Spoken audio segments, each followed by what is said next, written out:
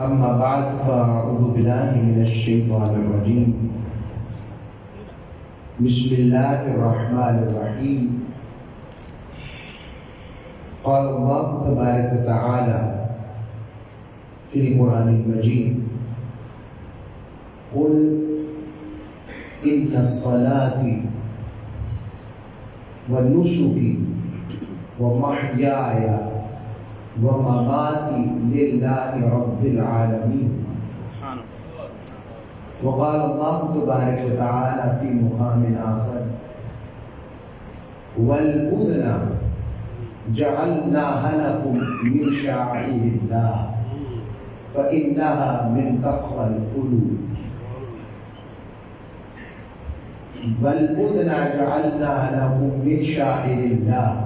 صدق الله مولانا العظيم وصدق رسوله النبي الأمين الكريم. وقال الله تبارك وتعالى في مقام آخر: إذن ومن يعظم شعائر الله فإنها من تقوى القلوب. صدق الله مولانا العظيم.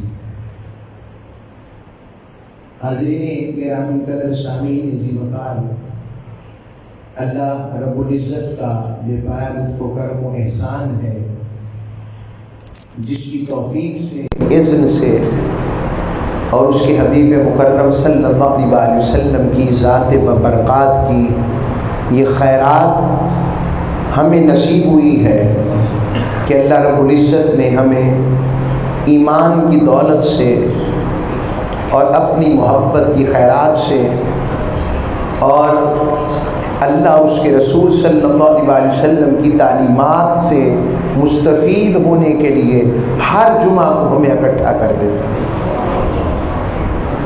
اور آپ لوگ وقت سے کہیں پہلے یہاں پر تشریف لاتے ہیں۔ اللہ رب العزت آپ کا آنا بیٹھنا قبول فرمائے۔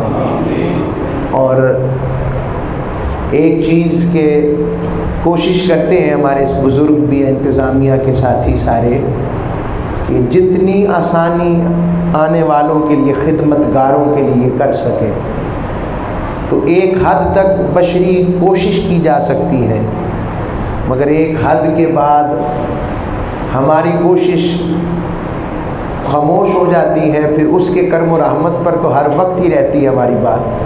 تو اگر کوئی کمی محسوس ہوا کرے، مثلا گرمی کی شدت آ گئی، موسم میں کوئی انتظامی معاملے میں کہیں محسوس کریں کہ یہاں پر یہ چیز نہیں ہے، یہ چل نہیں رہا، تو گزارش ہے کہ اس پر پیار و محبت کے ساتھ شکوہ پیش کیا جا سکتا ہے تاکہ ہم اس کو اپنے مزاج میں درست کر سکیں۔ کوشش ہم یہی کرتے ہیں۔ بہرحال وقت بھی آج کچھ اوپر ہو گیا، میں اپنے موضوع پہ رہتے ہوئے آج کا جمعہ ہمارا قربانی اور اس کی اہمیت اور فضیلت پر ہوگا، چونکہ بڑی عید قریب ہے نا، ذی الحجہ کے پاک دن قریب آ رہے ہیں۔ اور قربانی کیا ہے؟ تو قربانی کی اصل کیا ہے؟ قربانی کا لفظ قرب سے نکلا ہے۔ تو قربانی کا مقصود یہ ہے کہ آپ کو قرب ملے، آپ کسی کی قرابت میں ہو جائیں، ایسا عمل جو آپ کو قریب کر دے۔ اب سوال پیدا ہوتا ہے کہ کس کے قریب کر دے؟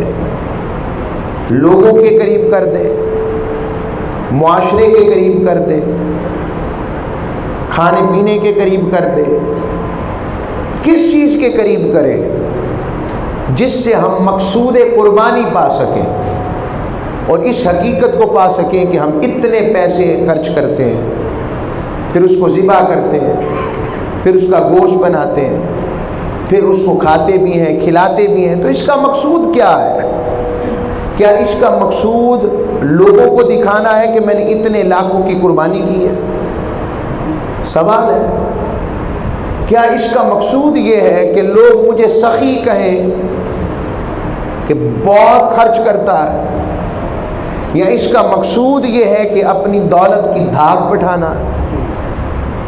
اس کا مقصود یہ ہے کہ لوگوں میں میری مشہوری ہو جائے کہ یہ کتنی شاندار قربانی کرتے ہیں؟ تو اس قربانی کا مقصد کیا ہے؟ پھر ایک اور سوال جو میں آپ کو آج کی جدید جو نئے نئے فتنے اٹھتے ہیں، قربانی کے اوپر اب فتنے اٹھ رہے ہیں. پہلے یہ آوازیں دبی ہوئی تھیں مگر اب یہ آوازیں پیش کی جاتی ہیں. مثلا ایسی پوسٹ نظر آتی ہے کہ ایک شخص اپنی پوسٹ میں لکھتا ہے کہ میں نے ارادہ کیا کہ میں قربانی کا جانور خریدنے جاؤں، تو میں نے دیکھا گرمی بڑی ہے، میں نے اپنے گھر کے باہر 25 سے 30 ہزار روپے کا الیکٹرک کولر لگا دیا ہے، تو لوگ پانی پی رہے ہیں، تو میرے خیال سے میری قربانی کا حق ادا ہو گیا. میری بات سمجھ لگ رہی ہے آپ کو؟ پھر یہ سوال اٹھایا جاتا ہے کہ قربانی کے اوپر اتنے اربوں روپے اکٹھے ہوتے ہیں، تو اگر یہ قربانی کے پیسے لوگوں کی فلاح و بہبود کے لیے لگائے جائے تو کتنی آسانی ہو جائے، کتنوں کی شادی ہو جائے، کتنوں کے گھر بن جائیں، کتنوں کا یہ ہو جائے وہ ہو جائے. دو باتیں ہوں. تیسرا، قربانی اس طرح کرنے سے جانوروں کا استحصال ہوتا ہے. یہ بھی ایک سوال ہے. میری بات آ گئی سمجھ؟ تو یہ ساری باتیں میں آپ کو پیش کہ ہم ذاتی چیز سے لے کر اس کی دفاعی صورتحال تک کہ ہم کیا دلائل رکھتے ہیں. تو آئیں پہلے قربانی کی نیت کو دیکھتے ہیں. سب سے پہلے قربانی جو اللہ بار رب العزت کی بارگاہ میں قبول اور مردود ہوئی، یعنی اللہ نے ایک کی قربانی رد کر دی اور ایک کی قبول کر لی.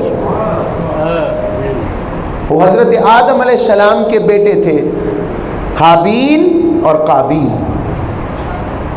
حابیل اور قابیل دونوں نے اپنی قربانی رب کی بارگاہ میں پیش کی. اس دور میں یہ ہوتا تھا کہ جو قربانی کرتا تھا وہ قربانی کر کے خاص مقام پر اسے رکھ دیتے تھے، اور جس کی قربانی پر آسمان سے ایک بجلی آتی اور وہ قربانی جل جاتی یا صدقے کا مال جل جاتا، وہ سمجھتا کہ میری قربانی قبول ہو گئی ہے. حابیل اور قابیل نے قربانی پیش کی. جب قربانی پیش کی، اللہ نے قابیل کی قربانی کو قبول کر لیا اور حابیل کی قربانی کو قبول نہ کیا. جب یہ معاملہ پیش ہو گیا، اب لفظ آتے ہیں کہ وہ قربانی کا جو معاملہ پیش آیا، اللہ نے اس میں کیا عمل دیکھا کہ جس کی وجہ سے ایک کا رد کر دیا ایک کا قبول کر لیا. وہ جو وجہ ہے وہی اعمال کی بنیاد ہے، وہی قربانی کی اصل ہے، اور وہ ہے نیت. جس کی نیت میں جتنا خلوص ہوگا، جس کی نیت میں جتنا اخلاص ہوگا، جس کی نیت میں جتنی پیورٹی ہوگی، جس کی نیت جتنی تقرب الہیہ والی ہوگی، چلے یوں بھی کہتے ہیں جس کی نیت جتنی قربت الہیہ اور قربت رسول والی ہوگی،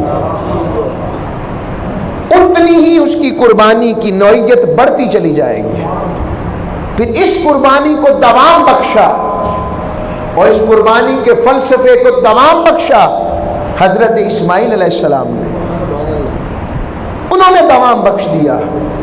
جب ایک وہ بچہ جسے 90 سال کی عمر کے بعد رب نے اپنے ابراہیم کو عطا فرمایا، اور اس بچے کی حکمت فراست پر واری جائیں کہ وہ جو معاملہ کہ انہوں نے اپنے ابا جی سے کہا، ابا جی نے ان سے کہا بیٹا میں خواب میں دیکھتا ہوں میں تجھے ذبح کر رہا ہوں، اللہ کے حکم سے.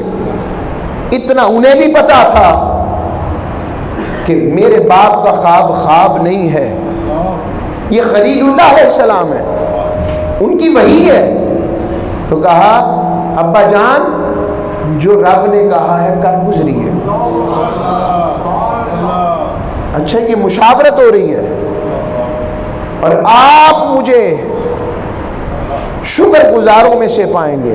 یہ نہیں کہا کہ مجھے شکر گزاروں میں سے پائیں گے، کہا شکر اپنے آپ کو جمع میں کر لیا. میں کی بات نہیں کی کہ میں شکر گزار رہوں گا، نہیں، میں رب کا شکر نہ کہا جو شکر گزاروں کا طریقہ ہے میں پھر بھی ان کے اسی گروپ میں رہنا چاہتا ہوں. اس سے پتہ لگا کہ قربانی کا مقصد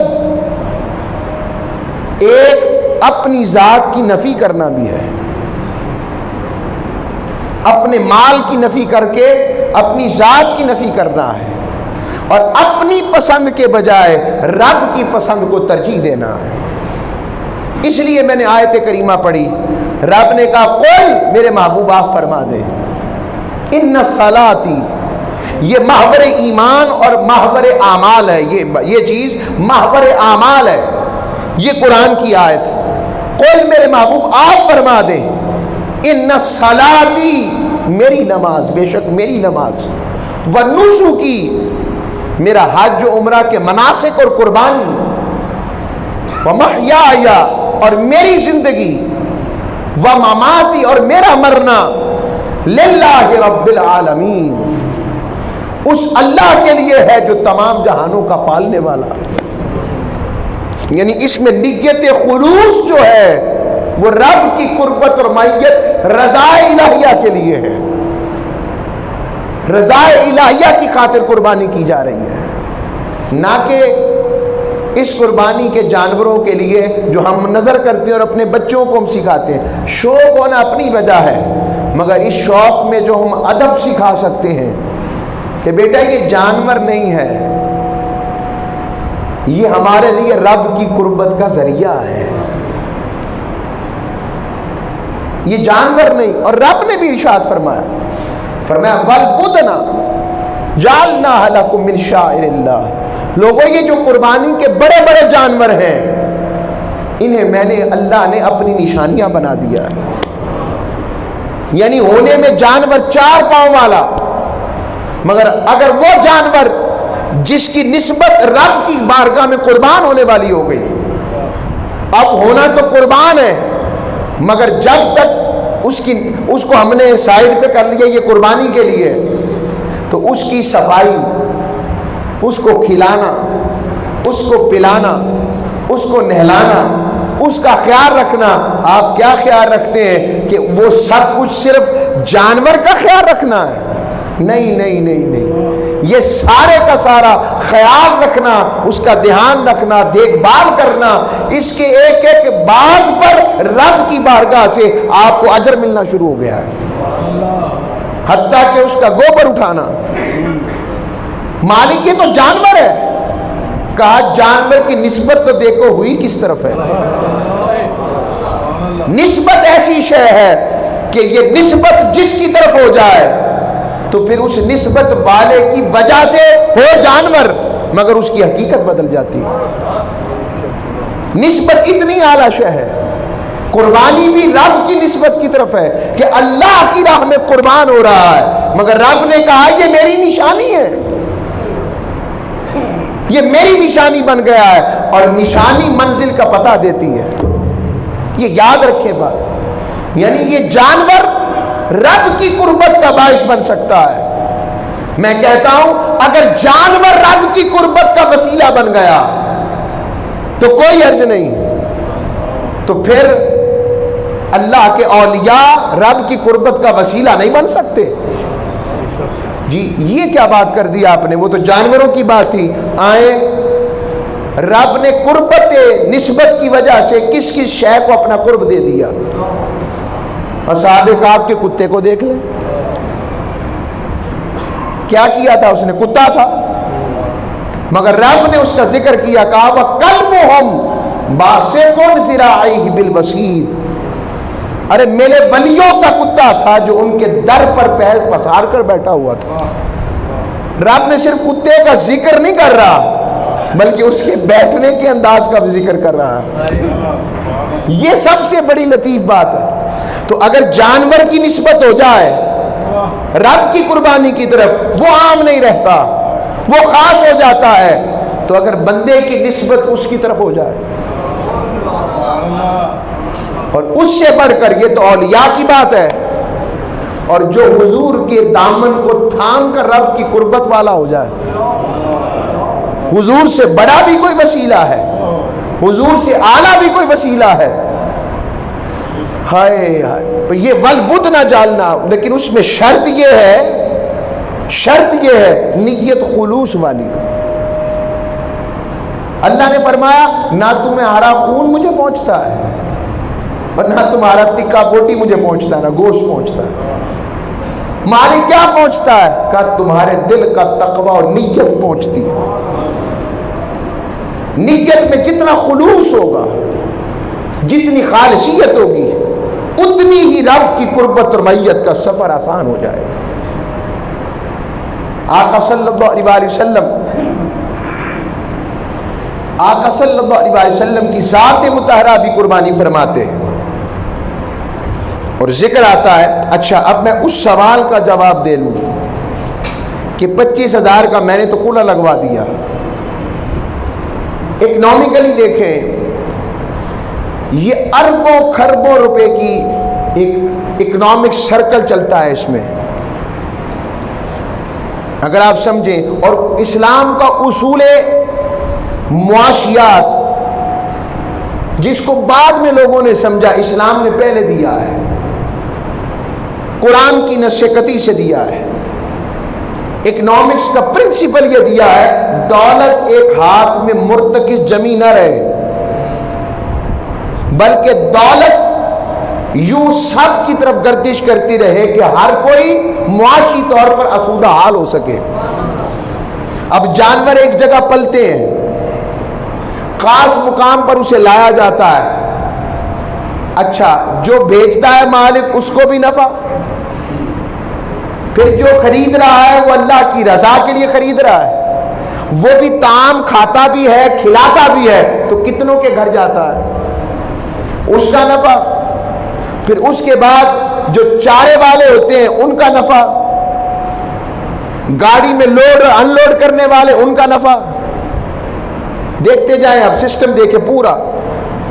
آگے آ جائیں، ڈاکٹرز اگر فری آف کاسٹ نہیں کر رہے، کوئی بیمار ہو جائے، چلے ڈاکٹرز کا بھی نفع، پڑھے لکھے طبقے کو بھی شامل کر لیا، ان کو بھی نفع ہو گیا، فائدہ ملا. اچھا وہ جو آپ نے کھال بیچی، کھال بیچ کر کسی غریب کو دی، کسی ویلفیئر ٹرسٹ میں دی، کوئی کام کیا، تو اس سے وہ کس کو نفع پہنچا؟ آپ نے اپنی تسلی کر کے جس کو دی، آپ کی نیت یہ تھی میں نے اللہ کی رضا کے لیے دے دی، انہوں نے آگے بیچی. اب وہ سارے کی ساری جو ٹینڈریز ہے اور وہ جو کھالیں چھوٹی بڑی ساری چیزیں اکٹھی کریں، وہ ٹینڈریز لیدر کی انڈسٹری کو نفع دے رہی ہیں کہ نہیں دے رہی؟ اور اس کھپت میں اضافہ ہو رہا ہے یا کمی ہو رہی ہے؟ تو یہ سرکولیشن آف ویلتھ ہو رہی ہے اور باعزت طریقے سے روزی مل رہی ہے کہ منگتا بن کے؟ بولیے نا، باعزت طریقے سے حلال روزی مل رہی ہے. تو ایک اصول اختیار کرنے سے اسلام کا اتنا بڑا اکنامک سرکل چل رہا ہے. تو اگر ہم پورے اسلام کے نظام کو اختیار کر لیں تو یہی علم نہیں ہے. ہماری نوجوان نسل کو، ینگسٹرز کو، جنریشن کو بتایا ہی نہیں گیا کہ اکنامک پالیسی کی حقیقت اسلام کے ساتھ اٹیچمنٹ کیا ہے. بھائی میری اکنامک پالیسی میری عقل کے مطابق ہوگی نا، بولیے جی. ایسے ہی ہے نا، جتنی میری سوچ ہے، جتنا میرا ناقص مطالعہ ہوگا، مگر ایک حد کے بعد میرا مطالعہ ختم ہو جائے گا. مگر جس نے مجھے بنایا ہو اس کی پالیسی، جو میرے نفع نقصان معاملات اور ہر ایک کا خیال رکھنے والا ہے، جو پالیسی وہ دے گا اس پالیسی کا کوئی مقابلہ کر سکتا ہے؟ لہٰذا اپنی عقلوں کے گھوڑے دوڑانا بند کر دو. میں عقل والوں سے کہتا ہوں جو عقل کے پیمانوں پر اسلام کی اکنامک پالیسی اور ان شاعر اسلام کے اوپر بات کرتے ہیں، یہ سارے کا سارا نوجوان نسل کو اصل میں شاعر اسلام سے روکنا ہے کہ یہ کیا کر رہے ہیں. انہیں بتانا چاہتا ہوں اپنی عقلوں کے مطابق. اگر تم عقل والے بھی ہو تو تمہاری عقل بہت چھوٹی ہے، رب کا فہم اور رب کی مشیت بہت اونچی ہے. اور پھر اس میں جو نیت آ رہی ہے ویلفیئر کا، اس سے بڑا تصور کیا ہے؟ ہمارے یہاں ویلفیئر کا تصور ہے ناموری، میرے پوسٹر لگے، میرے بینر لگے. رب نے پہلے اس پر پابندی لگا دی ہے. رب نے کہا اگر میرے لیے کرنی ہے تو کرو، نہیں تو کرتے رہو، قربانی تو ہو جائے گی، اجر تو میں نے دینا ہے نا. دیکھیں صحیح آپ رب کے کرم و رحمت کی انتہا دیکھیں. یہ کرم و رحمت کی انتہا ہو گئی. اب میں پلٹتا ہوں اس کے دوسرے معاملات کی طرف کہ اس میں کس کس مقام پر حضور علیہ السلام نے اس کے اجور کیا بتائے ہیں، یعنی قربانی کے اپنے اجور کیا ہیں، اجر کیا ہیں۔ اب حضور کی حدیث کی طرف آ جاتے ہیں۔ آقا صلی اللہ علیہ وسلم نے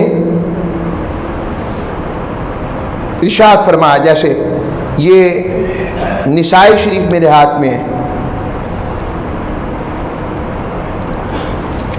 اور اس میں آقا صلی اللہ علیہ وسلم نے خود جانور قربان کرتے۔ اچھا یہ بھی بات کہی جاتی ہے کہ حضور نے تو ایک دفعہ جانور قربان کیا ہے، میں نے ایسی بات بھی اپنے کانوں سے سنی، یہ کیا ہر سال کیا جاتا ہے؟ ایسا نہیں ہے، آقا علیہ السلام مداومت کے ساتھ جب حکم آ گیا تو قربانی کیا کرتے تھے۔ حضور علیہ السلام قربانی کیا کرتے تھے، اور ہمیشہ عمومی طور پر 2 مینڈے قربان کرتے تھے، اور ان مینڈوں پر بھی واری جاؤ حضور پر۔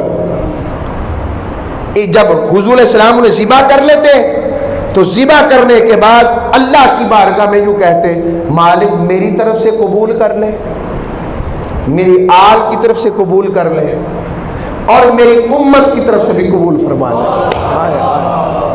ہائے ہائے ہائے، میری طرف سے، آل کی طرف سے، اور میری امت کی طرف سے قبول فرما لے۔ باری جاؤں مالک تیرے۔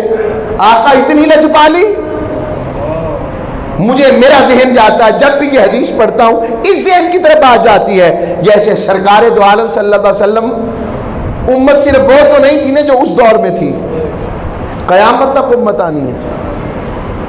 کیا قیامت تک امت آنی ہے؟ تو جس طرح قیامت تک امت آنی ہے، اسی طریقہ کار سے حضور کو پتہ تھا کہیں نہیں کر سکیں گے، فرمایا وہ امتی غمگین نہ ہو، تیری قربانی ہوئی یا نہ ہوئی، اگر نہیں ہوئی تو گھبرانا، میں ہوں نا، میں نے تیری طرف سے کر دی ہے۔ آقا علیہ السلام کی لجپالی دیکھیں، یہ اسی طرح ہے جیسے سیدہ عائشہ صدیقہ کی بارگاہ میں حضرت عائشہ صدیقہ بیٹھی تھی اور خواتین کی مجلس تھی۔ میں مثال دے کر تیزی سے آگے بڑھ رہا ہوں۔ اور ہوا یہ کہ آقا صلی اللہ علیہ وسلم سے ایک صحابیہ نے پوچھا، یا رسول اللہ، جس کے 2 بچے بچپن میں فوت ہو جائیں، حضور نے خود کہا کہ جس کے بچے 2 بچپن میں فوت ہو جائیں، 3 کا لفظ بھی آیا، 2 بھی، دونوں روایتیں، تو فرمایا وہ اس کے قیامت کے دن شفیع ہوں گے۔ کیا ہوں گے؟ شفاعت کریں گے۔ فرمایا یا رسول اللہ جس کے 2 ہو، فرمایا وہ بھی کریں گے۔ ایک صحابی نے کہا یا رسول اللہ جس کا 1 فوت ہوا ہو بچپن میں، نابالغ، کا وہ بھی شفاعت کرے گا۔ سیدہ عائشہ صدیقہ پاس بیٹھی تھی، فرمایا آقا جس کا کوئی نہ ہو، ہائے ہائے، جس کا کوئی نہ ہو۔ حضور کی لجپالی دیکھیں، حضور نے فرمایا میں ہوں نا، ہم کس لیے ہیں؟ لوگوں جو اتنا پیارا دین ہو، جو اتنا پیارا دین ہو، تو آقا علیہ السلام کی محبت دیکھیں آپ۔ اور قربانی کے جانور 2، مولا علی المرتضیٰ بھی 2 جانور قربان کرتے ہیں۔ پوچھا کہ 2 کیوں کرتے ہیں؟ کہا حضور نے کہا تھا علی، ایک اپنی طرف سے کرنا، ایک آل کی طرف سے، ایک امت کی طرف سے۔ ہاں یہ نیت سمجھ لیں۔ اچھا یہ سمجھ لیں اس بات کو، یہ مسئلہ کہ جب بھی قربانی جس پر واجب ہو پہلے وہ اپنی طرف سے کرے گا۔ کیا؟ پہلے اپنی طرف سے کرے گا، یہ نہیں کہ ماں باپ کی طرف سے ڈائریکٹ کر دے ثواب، پہلے وہ کہے کہ میری طرف سے، پھر کہے میرے ماں باپ کی طرف سے، یا حصے زیادہ ہو گئے تو پھر اس کے مطابق کر سکتا ہے۔ اور پھر یہ قربانیاں کیا کرتی ہیں یہ بھی بتاتا ہوں۔ آقا علیہ السلام نے فرمایا یہ قربانی کیا ہے؟ کہ رب کو یوم النحر کے دن اس سے پیارا قربت اور فضیلت والا عمل کوئی پسند ہی نہیں جس دن اس کے لیے خون بہایا جائے۔ اور جب خون بہایا جاتا ہے آپ سمجھتے ہیں کہ جانور کا خون ہے، نہیں نہیں، ایک ایک خون کا قطرہ اس آپ کی بخشش اور گناہوں کی معافی کا ذریعہ بن جاتا ہے۔ پھر فرمایا جانور کے بالوں کے برابر، جس کے اس کے جسم پر بال ہوتے ہیں جو اس کو قربان کیا جاتا ہے، رب باری تعالیٰ اس کے بدلے گناہ معاف کر رہا ہوتا ہے، ایک ایک بال کے برابر۔ اچھا سوال ہے مالک وہ جو چھترا ہوتا ہے ہمارے ہاں، اس کے تو بال ہی بڑے ہوتے ہیں. رب نے کہا میری رحمت کو چھوٹی ہے؟ وہ رحمتی واسیت کل، میری رحمت کو چھوٹی ہے؟ وہ تیرا ذہن ایسا ہو سکتا ہے، میری رحمت تو بڑی وسیع ہے، تو میں اس کے صدقے بھی برکتیں دوں گا، اس پر بھی معافی دے دوں گا، اتنے ہی گناہ معاف کر دوں گا جتنے اس کے جسم پر بال ہوں گے. جاؤ. ہم ان قربانیوں کو عام سمجھیں. اور آقا علیہ الصلوۃ والسلام کی قربانی کا منظر بھی یوم النحر پہ عجیب تھا. جو خطبہ حجت الوداع کا موقع، آخری حج جو سرکار نے فرمایا، اور جب فرما دیا تو قربانی کے وقت یوم النحر کے دن حضرت علی المرتضی یمن سے 100 کے قریب اونٹ لائے، 100 کے قریب، اور ایسے قطار میں کھڑے کر دیے.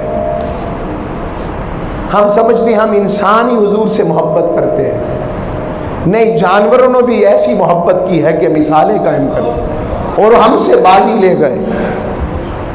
ہر اونٹ جب حضور نے ذبح کرنا شروع کیا، یعنی حضور تکبیر پھیرتے تو ہر اونٹ ایسے اپنی گردن حضور کے سامنے، ایسے حدیث میں لفظ ایسے اپنی گردن حضور کے سامنے، زیادہ آگے بڑھتا کہ مجھے حضور قربان کرے.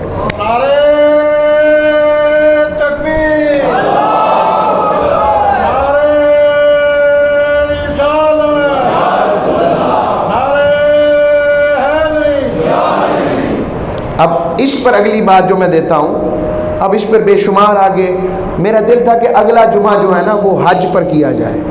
آپ کو ابھی سے جانوروں وغیرہ کا بتا دیا جائے تو اگلا جمعہ حج کا ہو جائے، جس میں رب حج کیا ہے، کعبۃ اللہ کا وہ منظر کیا ہے، یہ مستوار ہو جانا، 2 کپڑوں کا لباس پہن لینا، گرمی و حدت میں کوئی ادھر بھاگ رہا ہے کوئی ادھر بھاگ رہا ہے، وہ پھر اس پر زیادہ مضمون ہو.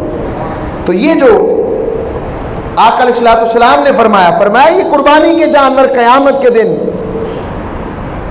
اللہ کی بارگاہ میں اپنے سر اور اپنے ٹانگوں پر کھڑے ہو کر رب سے کہیں گے، مالک اس نے تیری خاطر مجھے قربان کیا تھا، اسے بخش دے، اور اس کی شفاعت قبول ہوگی.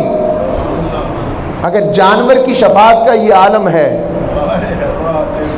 اور جانور کی شفاعت مان لیں اور اللہ والوں کی شفاعت نہ مانی جائے، ذہن میں ایسا نقص آ جائے، اور پھر سرکار کی شفاعت کا کیا عالم ہوگا جب انبیاء بھی حضور کو تک رہے ہوں گے. حضرت ابراہیم علیہ السلام نے معراج کے موقع پر رو پڑے حضور کو دیکھ کر، رو پڑے اور فرمانے لگے، اے میرے بیٹے محمد صلی اللہ علیہ وسلم، قیامت میں مجھے بھول نہ جانا، میں تمہارا دادا ہوں. یہ عالم، یہ حضور علیہ السلام کی محبت کا عالم ہے. کوشش کریں کہ ہماری نیتوں میں، گھر میں یہ بات بتائیں، بچوں کو سکھائیں. میرے دادا جان رحمۃ اللہ علیہ یہ تربیت ملتی ہے. میرے دادا جان مجھے بڑا شوق تھا بکروں کا، تو میں نے ایک دفعہ اس پر بیٹھنے کی کوشش کی، تو مجھے کہا، پتر یہ اللہ کی نشانی ہے، یہ ہمیں اللہ کی قربت دیتی ہے، اس کا احترام کرو گے تو مدینے والی سرکار بھی راضی ہوں گے، اللہ بھی راضی ہوگا.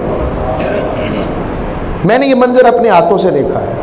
اب تو شاید اب کم ہوں گے بکرے لے کر آنے، تو گھر میں پہلے ان کو نمک اچھی طرح ان کی وہ خاطر مدارت بوتل تک پلاتے تھے کہ یہ کیا، کہتے اللہ کے مہمان ہیں نا. یہ عادت. اب میں آتا ہوں اس مسائل کے اوپر، سن لیں تیزی کے ساتھ، وقت کم ہے میرے پاس. قربانی کے مسائل کے حوالے سے ایک تو یہ ہے کہ جس جانور کا پیدائشی سینگ نہ ہو یا اس کا سینگ ٹوٹا ہو، اس کی قربانی جائز ہے. اگر سینگ ٹوٹ کر ہڈی کے جوڑ تک پہنچ گیا تو پھر قربانی جائز نہیں رہے گی. میں یہ احناف کے طریق پر بتا رہا ہوں. اگر جانور اندھا، کانا یا لنگڑا ہے، یا اس کا عیب ظاہر ہو رہا ہے، بھینگے تک کا ذکر آتا ہے کہ بھینگا بھی ہے، تو اللہ کی بارگاہ میں ایسی چیز قربان نہ کریں. سونی چیز، پیاری چیز، خوبصورت چیز، فربا چیز جو آپ کی آنکھوں کو پائے، وہ اللہ کے لیے قربان کریں. پھر فرمایا جس جانور کے دانت نہ ہو لیکن اگر وہ چارہ کھا لیتا ہے تو قربانی جائز ہے ورنہ نہیں۔ جس جانور کے دانت ٹوٹ گئے ہوں، اگر اتنے دانت باقی ہیں جن سے وہ چارہ کھا سکے تو قربانی جائز ہے ورنہ نہیں۔ جو جانور مجنون ہو گیا، ایسی حدیث ذہن میں آ گئی، حضور کے دور میں ایک اونٹ پاگل ہو گیا۔ حضور کو صحابی نے کہا یا رسول اللہ میرا اونٹ پاگل ہو گیا ہے، لوگوں پر کاٹنے کو دوڑتا ہے۔ آقا اسلام بھی اس کے ساتھ چل پڑے اور اس بات کے اندر داخل ہونے کے تو صحابی نے روک لیا، یا رسول اللہ پاگل ہے۔ فرمایا دیکھو تو صحیح ہوتا کیا ہے۔ حضور گئے، آقا اسلام نے اس کے ماتھے سے پکڑ کر اسے ایسے بالوں سے جھنجھوڑا، خیال نہیں کرتے؟ تمہارا مالک تمہارا خیال رکھتا ہے نا، تو تم اس کا خیال کیوں نہیں رکھتے؟ اب وہ پاگل اونٹ کو بھی پتا تھا یہ مصطفیٰ ہے، اور امتی کو خبر نہیں ہے۔ پاگل کو بھی پتا ہے کہ یہاں پاگل پن کا مظاہرہ نہیں کرنا، میرے مصطفیٰ ہیں۔ اسی طرح جو جانور بہنگا ہو، جانور مجنون ہو گیا مگر چارہ کھا سکتا ہے تو قربانی جائز ہے اضطراری طور پر، مگر کراہت آ جائے گی اس میں۔ جس کے تھن کاٹنی ہو، یعنی بکری کی قربانی بھی ایسی جائز ہے مگر بچے والی نہ ہو۔ اگر زبان کٹی ہو چارہ کھا سکتی ہو تو جائز ہے ورنہ نہیں۔ اسی طرح اگر بکری کی زبان نہ ہو، ایسا معاملہ ہو جائے تو جائز ہے، اگر گائے کی زبان نہ ہو تو پھر جائز نہیں ہے۔